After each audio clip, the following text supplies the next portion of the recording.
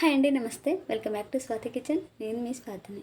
ఈరోజు మన ఛానల్లో చెరుకు లేకుండా చెరుకు రసాన్ని ఎలా ప్రిపేర్ చేసుకోవాలనేది చూపించబోతున్నాను.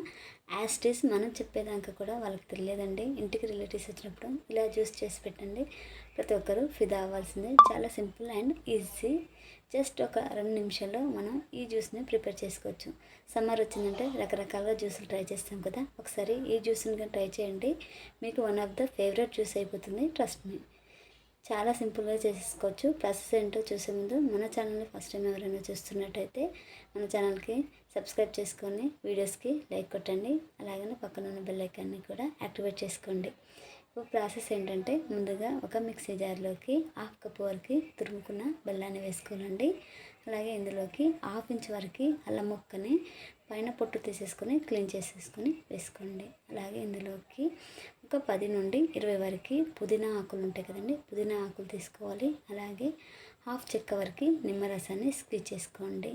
ఇప్పుడు ఇందులోకి సరిపోయేంత అంటే ఒక 2 కప్స్ వరకు వాటర్ పోసుకొని మెత్తగా మిక్సీ పట్టుకోండి. ఇన్కేస్ మీకు మెత్తగా రాకపోతే ఒకసారి ఫిల్టర్ చేసుకోవడానికి స్ట్రైనర్ తీసుకొని స్ట్రెయిన్ చేసుకోండి. ఆ తర్వాతకి గ్లాసులకి సర్వ్ చేసుకొని పైన కొద్దిగా లెమన్ పెట్టేసుకొని పుదీనా పెట్టేసుకుంటే మనకు చెరుకు రసం రెడీ. సేమ్ చెరుకు రసం లాగానే ఉంటుందండి. మనం చెప్పిన దాకా కూడా తాగే వాళ్ళకి తెలియదు ఇది చెరుకు రసం కాదని. ట్రస్ట్ మీ అండి, ఒకసారి మీరు కూడా ట్రై చేయండి. మీరు కావాలంటే ఐస్ క్యూబ్స్ కూడా వాడచ్చు, చల్లగా తీసుకోవాలంటే. ఇక్కడ నేనేం వాడలేదు. ఒకసారి ట్రై చేసి మీకు ఇలా కుదిరిందో మీ ఫీడ్బ్యాక్ నాతోటి కామెంట్స్లో తెలియజేయండి.